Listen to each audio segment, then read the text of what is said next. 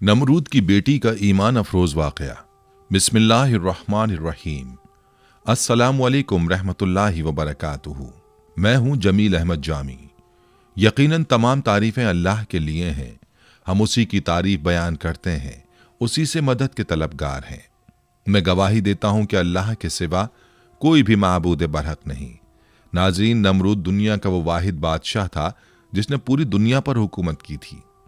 ये काफिर था और जिना ज्यादा था। ये वो पहला शख्स था जिसने अपने सर पर ताज रखा था और खुल्लम खुल्ला खुदाई का दावा किया था। नमरूद के दौर में हज़रत इब्राहीम अलैहिस्सलाम मबूस बा रिसालत हुए और हज़रत इब्राहीम अलैहिस्सलाम ने ही नमरूद के बुतों को तोड़ा, जिसकी वजह से नमरूद ने हज़रत इब्राहीम अलैहिस्सलाम को आग में फेंका। जब आग बहुक्म खुदा हज़रत इब्राहीम अलैहिस्सलाम के लिए गुलजार बन गई तो उस वक्त चंद गिने चुने लोगों में से नमरूद की बेटी भी आप पर ईमान ले आई। जब नमरूद को इसकी खबर मिली तो उसने अपनी बेटी के साथ क्या किया और नमरूद की आग में हज़रत इब्राहीम अलैहिस्सलाम के साथ कौन से वाक़यात पेश आए, ये आग कितने अरसे में तैयार की गई, खुदावंद मुताल ने छिपकली को मारने का हुक्म क्यों दिया और मेंढक को मारने से मना क्यों फरमाया, इसके साथ साथ आपको नमरूद का अंजाम भी बताएंगे।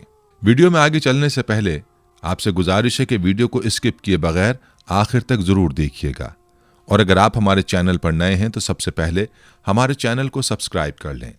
नाजरीन, नमरूद बड़े तनतने का बादशाह था। सबसे पहले इसने अपने सर पर ताज शाही रखा और खुदाई का दावा किया। ये वलदुज जना था और इसकी माँ ने जिना करा लिया था, जिससे नमरूद पैदा हुआ था। सल्तनत का कोई वारिस पैदा ना होगा तो बादशाहत खत्म हो जाएगी, लेकिन ये लड़का बड़ा होकर बहुत इकबालमंद हुआ और बहुत बड़ा बादशाह बन गया। मशहूर है कि पूरी दुनिया की बादशाही सिर्फ 4 ही शख्सों को मिली, जिनमें से 2 मोमिन थे और 2 काफिर। हज़रत सुलेमान अलैहिस्सलाम और हज़रत जुल्करनैन तो साहिब ईमान थे और नमरूद बख्त नसर ये दोनों काफिर थे। नमरूद ने अपनी सल्तनत भर में यह कानून नाफिज कर दिया था कि उसने खुराक की तमाम चीज़ों को अपनी तहवील में ले लिया था। सिर्फ उन्हीं लोगों को खुराक का सामान दिया करता था जो लोग उसकी खुदाई को तस्लीम करते थे। चुनाचे एक मरतबा हज़रत इब्राहीम अलैहिस्सलाम उसके दरबार में गल्ला लेने के लिए तशरीफ़ ले गए तो उस खबीस ने कहा कि पहले तुम मुझको अपना खुदा तस्लीम करो, तभी मैं तुमको गल्ला दूंगा। हज़रत इब्राहीम अलैहिस्सलाम ने भरे दरबार में अलल ऐलान फरमा दिया कि तू झूठा है और मैं सिर्फ एक खुदा का परस्तार हूँ जो वादहू ला शरीक लहू है। यह सुनकर नमरूद अपने आपे से बाहर हो गया और आपको दरबार से बाहर निकाल दिया और एक दाना भी नहीं दिया। आप और आपके चंद मुताबिईन जो मोमिन थे भूख की शिद्दत से परेशान होकर जाँ बल्ब हो गए। उस वक्त आप एक थैला लेकर एक टीले के पास तशरीफ ले गए और थैले में रेत भर कर लाए और खुदावंद कुद्दूस से दुआ मांगी तो वो रेत आटा बन गई और आपने उसको अपने मुताबिईन को खिलाया और खुद भी खाया। फिर नमरूद की दुश्मनी इस हद तक बढ़ गई कि उसने आपको आग में डलवा दिया, मगर वो आग आप पर गुले गुलजार बन गई और आप सलामती के साथ आग से बाहर निकल आए और अलल ऐलान नमरूद को झूठा कहकर खुदाए वाहदहू ला शरीक की तौहीद का चर्चा करने लगे। नमरूद ने आपके कलमा हक से तंग आकर एक दिन आपको अपने दरबार में बुलाया और मुकालमा बसूरत मनाजरा शुरू कर दिया। नमरूद: ए इब्राहिम, बताओ तुम्हारा रब कौन है जिसकी इबादत की तुम लोगों को दावत दे रहे हो? हज़रत इब्राहिम: ए नमरूद, मेरा रब वही है जो लोगों को जलाता और मारता है। नमरूद: ये तो मैं भी कर सकता हूँ। चुनाचा उस वक्त ने 2 कैदियों को जेल खाना से दरबार में बुलवाया। एक को मौत की सजा हो चुकी थी और दूसरा रिहा हो चुका था। नमरूद ने फांसी पाने वाले को तो छोड़ दिया और बेकसूर को फांसी दे दी और बोला कि देख लो, जो मुर्दा था मैंने उसको जला दिया और जो जिंदा था मैंने उसको मुर्दा कर दिया। हज़रत इब्राहीम अलैहिस्सलाम ने समझ लिया कि नमरूद बिल्कुल ही अहमक और निहायत ही घामड़ आदमी है, जो जलाने और मारने का मतलब ये समझ बैठा। इसलिए आपने उसके सामने एक दूसरी बहुत ही वाज़ेह और रोशन दलील पेश फरमाई। चुनाचे आपने फरमाया, ए नमरूद, मेरा रब वही है जो सूरज को मशरिक से निकालता है। अगर तो खुदा है तो एक दिन सूरज को मगरिब से निकाल दे। हज़रत इब्राहीम अलैहिस्सलाम की ये दलील सुनकर नमरूद मबहूत और हैरान रह गया और कुछ भी ना बोल सका। इस तरह यह मुनाजरा ख़त्म हो गया और हज़रत इब्राहीम अलैहिस्सलाम इस मुनाजरे में फ़तहमंद होकर दरबार से बाहर तशरीफ़ लाए और तौहीद इलाही का वाज अलल ऐलान फरमाना शुरू कर दिया। कुरान मजीद ने इस मुनाजरे की रुदाद इन लफ्ज़ों में बयान फरमाई कि ए महबूब, क्या तुमने न देखा था उसे जो इब्राहिम से झगड़ा उसके रब के बारे में इस पर कि अल्लाह ने उसे बादशाही दी, जबकि इब्राहिम ने कहा कि मेरा रब वो है कि जलाता है और मारता है। बोला, मैं जलाता और मारता हूं। इब्राहिम ने फरमाया, तो अल्लाह तो सूरज को लाता है पूरब से, तू पश्चिम से ले आ। तो होश उड़ गए काफिर के, और अल्लाह राह नहीं दिखलाता जालिमों को। हज़रत इब्राहिम अलैहिस्सलाम खुदाबंद की तौहीद के ऐलान पर पहाड़ की तरह कायम रहे, न कि नमरूद की बेशुमार फौजों से गायब हुए, न उसके जुल्म जबर से मरूब हुए, बल्कि उस जालिम ने आपको आग के शोलों में डलवा दिया। उस वक्त भी आपके पाए अज़्म इस्तक़लाल में बाल बराबर लग़ज़िश नहीं हुई और आप बराबर नाराए तौहीद बुलंद करते रहे। फिर उस बेरहम ने आप पर दाना पानी बंद कर दिया। इस पर भी आपके अज़्म इस्तक़ामत में जर्रा बराबर फर्क नहीं आया। फिर उसने आपको मनाजरे का चैलेंज दिया और दरबार शाही में तलब किया ताकि शाही रोब व दाब दिखाकर आप अलैहिस्सलाम को मरूब कर दे। लेकिन आपने बिल्कुल बेखौफ होकर मनाजरे का चैलेंज कबूल फरमा लिया और दरबार शाही में पहुंचकर ऐसी मजबूत और दंदान शिकन दलील पेश फरमाई कि नमरूद के होश उड़ गए और वो हक्का बक्का होकर लाजवाब और खामोश हो गया और भरे दरबार में उस कलमा हक की तजल्ली हो गई। बिलाखिर हजरत इब्राहिम अलैहिस्सलाम की सदाकत और हक्कानियत का परचम सर बुलंद हो गया और नमरूद एक मच्छर जैसी हकीर मखलूक से हलाक कर दिया गया। हजरत इब्राहिम अलैहिस्सलाम को आग में फेंकने का वाक़या मुफस्सिरीन ने इस तरह बयान किया है कि ईद के दिन कौम के लोगों ने हजरत इब्राहिम अलैहिस्सलाम को भी शहर से बाहर मेले में चलने की दावत दी, लेकिन उन्होंने तबीयत की खराबी का कहकर जाने से माजत कर ली। दरहकीकत वो ऐसे ही मौके की तलाश में थे। चुनाचे जब पूरी कौम मेले में शिरकत के लिए चली गई तो हजरत इब्राहिम अलैहिस्सलाम एक कुल्हाड़ा लेकर बुतखाने में दाखिल हुए। उनमें से अक्सर उनके बाप आजर के हाथों से तराशे हुए थे। हजरत इब्राहिम अलैहिस्सलाम बड़े देवता के हैकल में चले गए। कौम का सबसे मुकद्दस देवता बातिल खुदाओं का सरदार माना जाता था। हजरत इब्राहिम अलैहिस्सलाम ने देखा कि वहाँ मौजूद पत्थर और लकड़ी से बनाए गए देवताओं के सामने फल, खानों और मिठाइयों के ख्वान रखे हुए थे जो लोगों ने चढ़ावे के तौर पर नजर किए थे। हजरत इब्राहिम अलैहिस्सलाम ने उन मूर्तियों को मुखातिब करके कहा, ये सब तुम्हारे लिए रखा है, तुम खाते क्यों नहीं? हजरत इब्राहिम ने दोबारा फरमाया, मैं तुमसे मुखातिब हूँ, तुम मेरी बात क्यों नहीं सुनते, मेरी बात का जवाब क्यों नहीं देते? हजरत इब्राहिम अलैहिस्सलाम ने हथौड़े से उनको तोड़ दिया, लेकिन सिर्फ एक बुत को रहने दिया और उस बुत के कांधे पर कुल्हाड़ा रखकर चले गए। फिर रात गुजरने के बाद सुबह को जब नमरूदियों की वापसी हुई तो उन्होंने अपने बुतखाने में हशर का मंजर देखा। उनके खुदाओं के हशर नशर ने उनके पैरों तले जमीन निकाल दी। इस वाक़े की खबर सबसे पहले नमरूद को दी गई। नमरूद ने कहा कि जब किसी को देखा नहीं गया, क्यों कर किसी को सजा दी जा सकती है? इस पर उन लोगों ने जिन्होंने हजरत इब्राहिम अलैहिस्सलाम को कहते हुए सुना था, खुदा की कसम मैं तुम्हारे बुतों को ठीक कर दूंगा, नमरूद से कहा कि काम सिर्फ इब्राहिम का है। नमरूद ने कहा कि मैं सिर्फ तुम्हारे कहने पर सजा ना दूंगा, ज़रूरत है कि उसको गिरफ्तार करके सरेआम लाया जाए। चुनाचे उसने उनकी गिरफ्तारी का हुक्म दे दिया और हजरत इब्राहिम अलैहिस्सलाम को गिरफ्तार करके नमरूद के दरबार में हाजिर किया गया। दरबार लोगों से खचाखच भरा हुआ था। हजरत इब्राहिम अलैहिस्सलाम रोब और वक़ार के साथ दरबार में दाखिल हुए और शाही प्रोटोकॉल को नज़रअंदाज करते हुए नमरूद के सामने जा खड़े हुए। कुरान करीम में इस हवाले से फरमाया गया, तर्जुमा, कहने लगे, हमारे माबूदों के साथ ये सलूक किसने किया है? बेशक वो तो जालिमों में से है। लोगों ने कहा, हमने एक नौजवान को उनका जिक्र करते हुए सुना है, उसका नाम इब्राहिम है। वो बोले कि उसे लोगों के सामने लाओ ताकि वो गवाह रहें। जब इब्राहिम अलैहिस्सलाम आए तो उनसे कहा, क्या हमारे माबूदों के साथ ही काम तूने किया है? इब्राहिम अलैहिस्सलाम ने कहा कि ये काम उस बड़े बुत ने किया होगा। अगर ये बोलते हैं तो इनसे पूछ लो। वो सर नीचा करके बोले, तुम जानते हो कि ये बोल नहीं सकते। सूरह अंबिया आयत 58-65। हजरत इब्राहिम अलैहिस्सलाम का ये अमल जहाँ साहिब इख्तिदार लोगों और ख़ुद नमरूद पर बिजली बनकर गिरा, वहीं इस अमल से अवामुन्नास के दिलों में हजरत इब्राहिम अलैहिस्सलाम की जुर्रत और हौसले की दाग बैठ गई। मजहबी पेशवाओं ने पुररोब आवाज़ में पूछा, ए इब्राहिम, हमारे बुतों की तौहीन किसने की है? हजरत इब्राहिम ने जवाब दिया, हथौड़ा बड़े बुत के कांधे पर है, उससे पूछो ये सब किसने किया है। पुजारी निदामत और शर्मिंदगी से सर झुका के बोले, इब्राहिम, तुम खूब जानते हो कि पत्थर की मूर्तियां बोलती नहीं हैं। हजरत इब्राहिम ने फरमाया, जब ये बोलते नहीं, हरकत नहीं कर सकते, अपना दिफा नहीं कर सकते, तो तुम इनसे नफ़ा पहुंचाने की उम्मीद क्यों रखते हो और नुकसान होने का अंदेशा क्यों करते हो? तुम पर अफसोस है कि तुम कायनात के मालिक अल्लाह को छोड़कर झूठे माबूदों को पूजते हो। क्या तुम अक्ल शऊर नहीं रखते? हजरत इब्राहिम अलैहिस्सलाम की तकरीर बुत परस्तों के अकायद पर ऐसी कारी ज़रब थी कि नमरूद ने अपनी खुद साख्ता खुदाई को जमीन बोस होते हुए देख लिया। नमरूद चालाक आदमी था। उसने हजरत इब्राहिम अलैहिस्सलाम से पूछा, ए इब्राहिम, तू अपने बाप दादा के दीन की मुखालफत क्यों करता है? तू उन मुकद्दस बुतों को माबूद मानने से क्यों मुनकिर है? हजरत इब्राहिम अलैहिस्सलाम ने फरमाया, अल्लाह ताला सारी कायनात के तन्हा मालिक हैं, हम सब उसकी मखलूक हैं। पत्थरों लकड़ियों से बनाए हुए बुत खुदा नहीं, ये तो अपनी सलामती और हिफाजत के लिए भी दूसरों के मोहताज हैं। परस्तिश के लायक वो हस्ती है जो किसी किस्म की एहतियाज नहीं रखती और तमाम मखलूक उसकी मोहताज है। यह सुनकर नमरूद बोला, अगर मेरे अलावा कोई रब है तो उसका ऐसा वस्फ बयान कर जिसकी कुदरत मुझ में ना हो। हज़रत इब्राहिम अलैहिस्सलाम ने फरमाया, मेरा रब मौत और हयात पर कादिर है। नमरूद बोला, जिंदगी और मौत तो मेरे कब्जे कुदरत में भी है।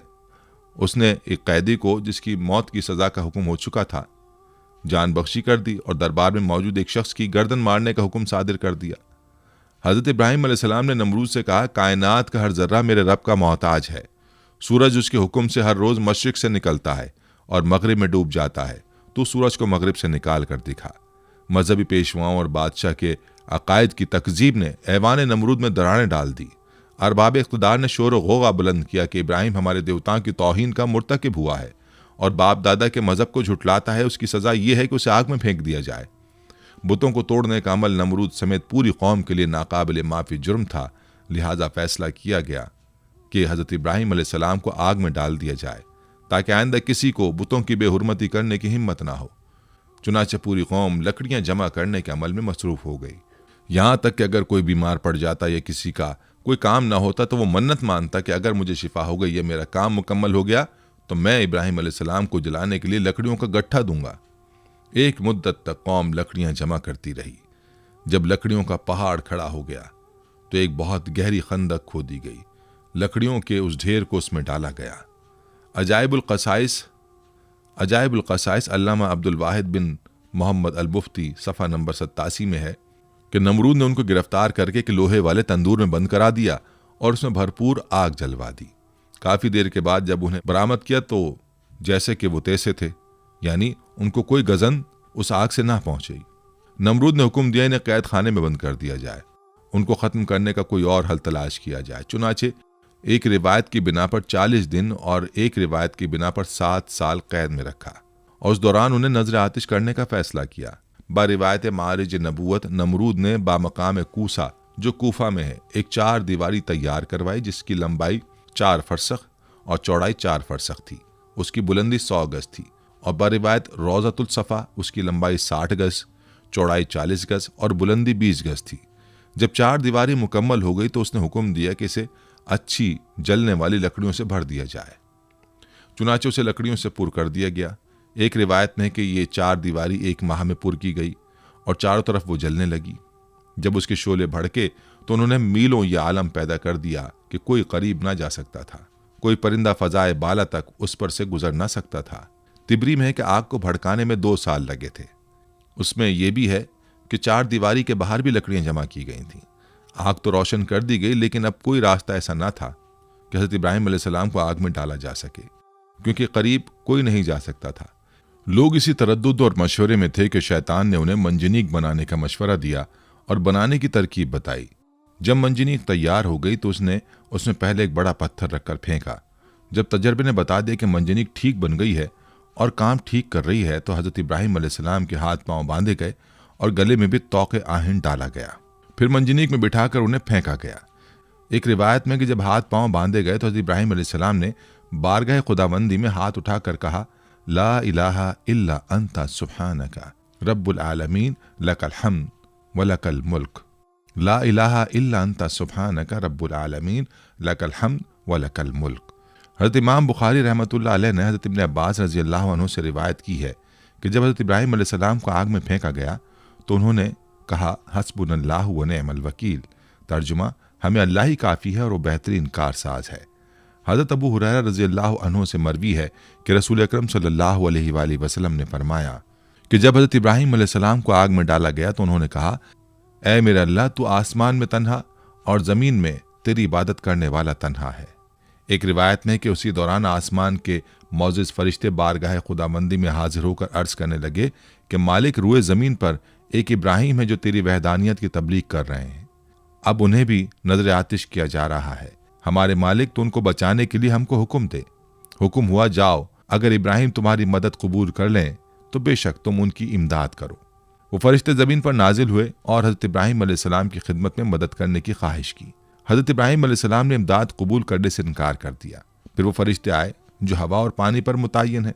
फरिश्ते हवा ने कहा कि आप कहें तो हम आंधी के जरिए इस आग को मुंतशिर कर दें। आपने फरमाया, मैं मौका इम्तहान में हूँ, मुझे तुम्हारी इमदाद की ज़रूरत नहीं है। फिर पानी वाला फरिश्ता आगे बढ़ा और उसने भी कहा कि अगर आप कहें तो पानी बरसाकर आग को बुझा दूं। इरशाद हुआ, ज़रूरत नहीं है। अलगर्ज हज़रत इब्राहिम अलैहिस्सलाम को मंजनीक में रखकर फेंका गया। वह हवा में उलटते पुलटते जा रहे थे कि हज़रत जिब्रील अलैहिस्सलाम ने बढ़कर इस्तकबाल किया और उनसे मुलाकात करके कहा, इब्राहिम, तुम्हें कोई हाजत है? फरमाया, बेशक है, लेकिन तुमसे नहीं। फिर हज़रत जिब्राइल अलैहिस्सलाम ने कहा कि अच्छा, मालिक ही की तरफ रुजू करो। कहा, सवाल की ज़रूरत नहीं, हमारे हाल का उसे इल्म होना ही काफ़ी है। मुख्तसर ये कि हज़रत इब्राहिम अलैहिस्सलाम भड़कते हुए शोलों में पहुँचे, फिर नीचे की तरफ आग के दरमियान वारिद हुए। फरमाने बारी ताला आग को पहुँच चुका था। ऐ आग, सलामती के साथ इब्राहिम के लिए ठंडी हो जा। आग गुले गुलजार बन गई, फूलों की कसरत हो गई। सिद्दीक़ा बयान है कि फरिश्तों ने हज़रत इब्राहिम अलैहिस्सलाम को ज़मीन पर बिठा दिया। उनके बैठते ही उनके करीब चश्मा जारी हो गया, गुलाब और नरजिस के फूल खिल गए। एक रिवायत में हज़रत इब्राहिम अलैहिस्सलाम जो ही वसत आग में पहुँचे, हज़रत जिब्रील अलैहिस्सलाम ने फ़ौरन बलूल का एक तख्त बिछाकर उस पर उन्हें बिठाया। उनके तख्त पर बैठते ही चश्मा आब जारी हुआ और गिर्द गिर्द फूलों के दरख्त नुमाया हो गए। एक रिवायत में कि जली हुई लकड़ियों के बाकी हिस्से को, जो जलने से रह गया था, उसे हज़रत जिब्रील अलैहिस्सलाम ने ज़मीन में नस्ब कर दिया और उससे हरे भरे दरख्त पैदा हो गए जिनमें ताज़े फूल लगे हुए थे। उसी दौरान में नमरूद ने अपने मीनार पर जाकर इब्राहिम अलैहिस्सलाम की तरफ जो निगाह की तो उन्हें जन्नत नुमा गुलजार में बैठा हुआ देखा। उसे ख्याल था कि वो जल भुनकर राख हो गए होंगे। जब उसने उन्हें इस हाल में देखा तो बहुत हैरान हुआ और उसके दिल में ख्याल पैदा हो गया कि आपको ये आग नहीं जला सकी और आप सही और सालिम बरामद होंगे तो लाज़िम मेरे लिए और ज़्यादा मुज़र साबित होंगे। यही कुछ सोचकर उसने अपने कारकुनों को हुक्म दिया कि मंजनीक के ज़रिए से इब्राहिम पर पत्थर फेंके जाए।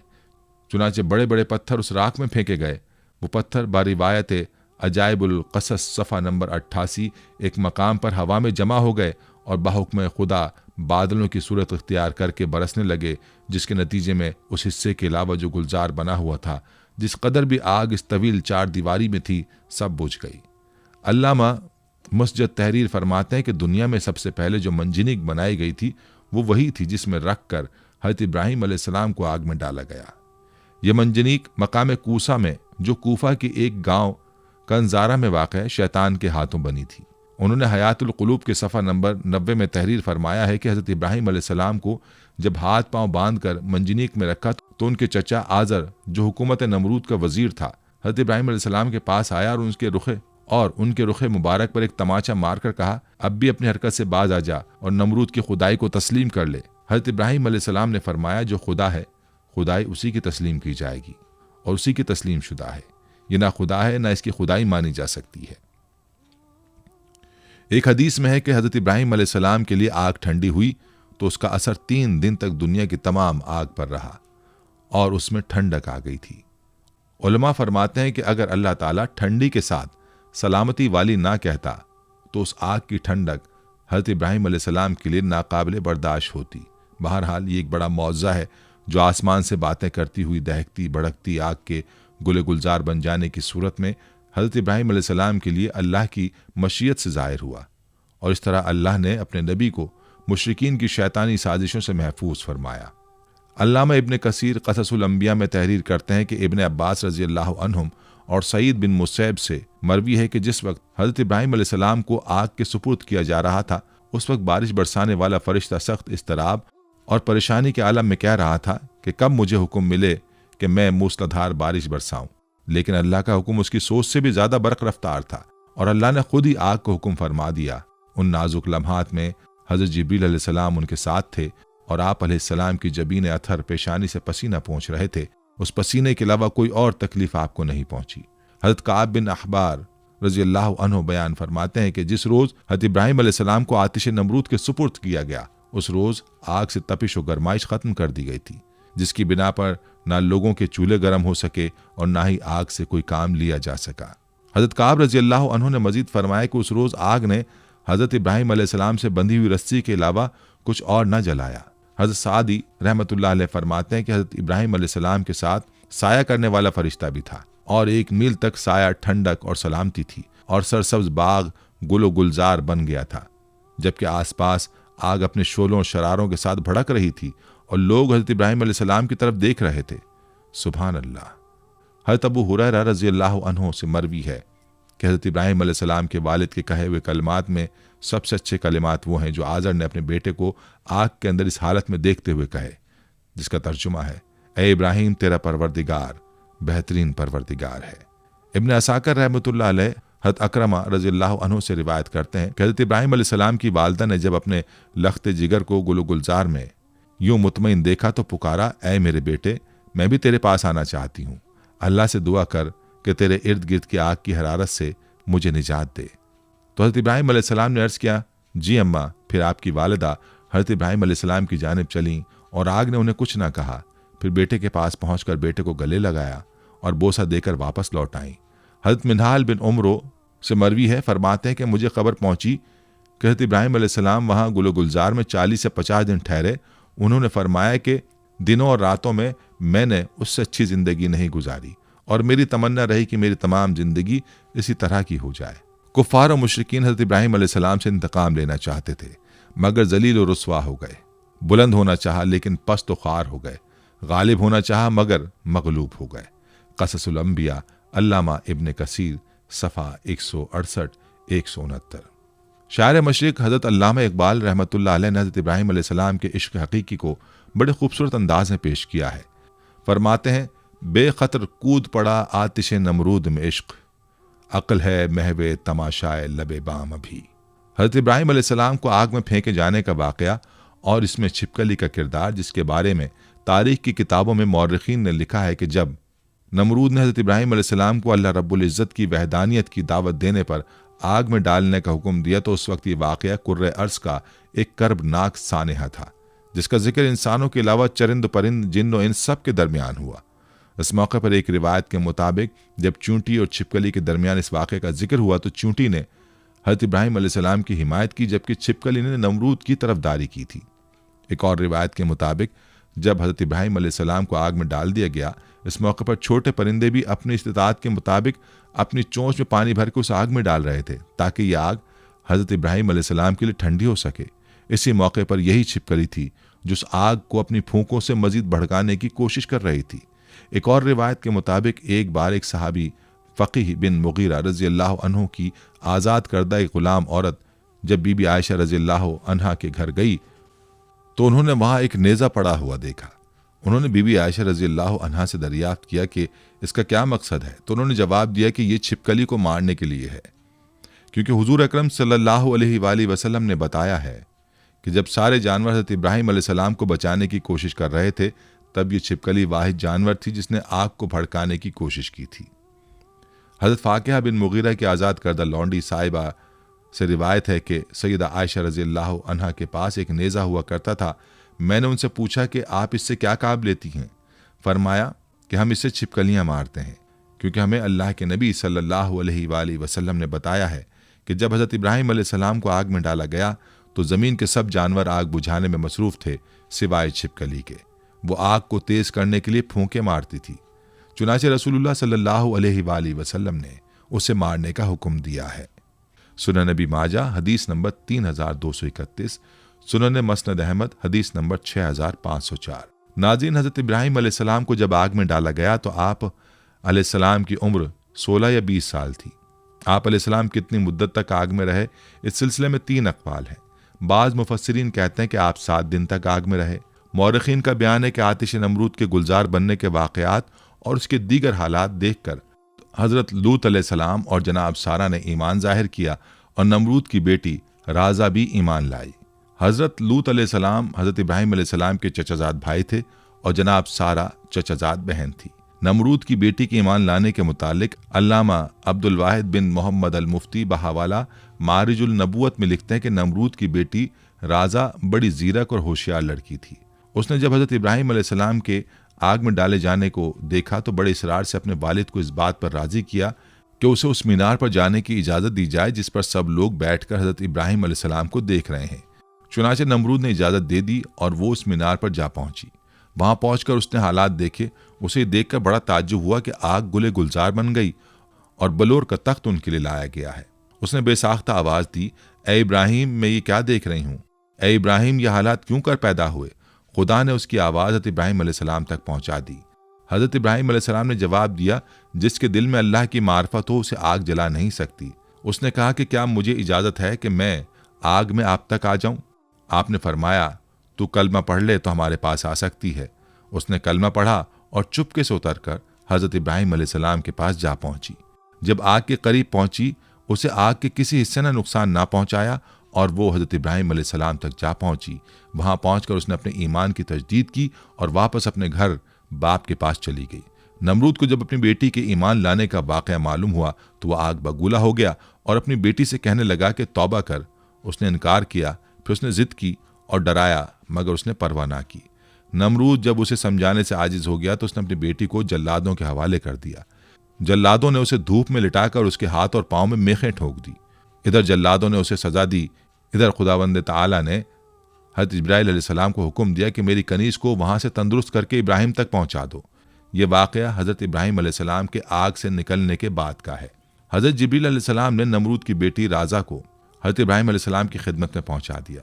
चुनाचे वो उन्हीं के पास रही। बिलाखिर उन्होंने उसकी शादी अपने एक फर्जंद मदेन के साथ कर दी, जो कि सारा और हाजरा के अलावा कतूरा बीवी से था। फिर खुदा ने उसे ये इज्जत दी कि उसके सिलसिला रहम में बहुत से अंबिया को पैदा किया। बेशक ये दीन इस्लाम का हुस्न है कि जो भी उसकी आगोश में आ गया उसकी दुनिया और आखिरत दोनों संवर गई। हज़रत इब्राहिम अलैहिस्सलाम के असवाए हसना से उलमाए हक को सबक लेना चाहिए कि बातिल परस्तों के मुकाबले में हर किस्म के खौफ व हिरास और तकालीफ से बेनियाज होकर आखिरी दम तक डटे रहना चाहिए और ये ईमान और यकीन रखना चाहिए कि ज़रूर ज़रूर नुसरत खुदाबंदी हमारी इमदाद व दस्तगीरी फरमाएगी और बिलाखिर बातिल परस्तों के मुकाबले में हम ही फतहमंद होंगे और बातिल परस्त यकीनन खाइब व खासिर होकर हलाक व बर्बाद हो जाएंगे। हज़रत इब्राहिम अलैहिस्सलाम का ये तर्ज फ़िक्र व अमल, आपका ये उसवा तमाम हक परस्त आलिमों के लिए चिराग राह है और हकीकत यह है कि आपके असवाए हसना पर अमल करने वाले ज़रूर ज़रूर कामयाबी से हमकिनार होंगे। नाज़रीन, ये थी हमारी आज की वीडियो। हम उम्मीद करते हैं कि आपको हमारी आज की ये वीडियो ज़रूर पसंद आई होगी। अगर आपको हमारी आज की ये वीडियो पसंद आई है तो आपसे गुजारिश करते हैं कि आप हमारे चैनल को ज़रूर सब्सक्राइब कर लें और साथ ही लगे बेल के बटन को भी प्रेस कर लें ताकि आपके पास हमारी आने वाली मज़ीद मालूमाती वीडियोस का नोटिफिकेशन बर वक्त मिलता रहे। सब्सक्राइब के साथ साथ हमारी वीडियोस को लाइक भी करें और अपनी कीमती राय का इजहार कमेंट्स में ज़रूर करें। कमेंट्स में आप अपने सवालात भी हम तक पहुँचा सकते हैं। अल्लाह ताला आपको अपने हिफ्ज़-ओ-मान में रखे। आमीन।